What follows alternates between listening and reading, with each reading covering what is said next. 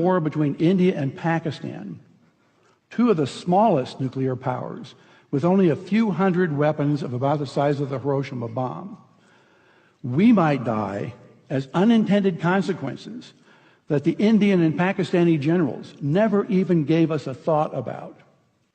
My colleagues, Luke Oman and Alan Roebuck, calculated the spread of smoke after a war between India and Pakistan.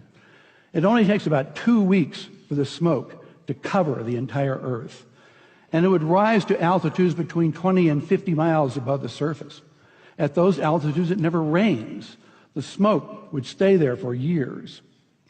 This farmer may be in Europe or in the United States, but many thousands of miles from Pakistan and India, is looking at the smoky sky above him and down at the crops that have died in his field from lack of light and cold temperatures.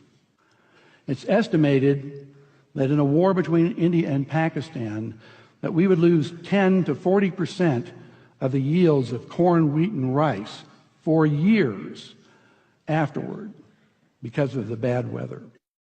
The entire world only has enough food to feed the population for 60 days unless agriculture produces more food.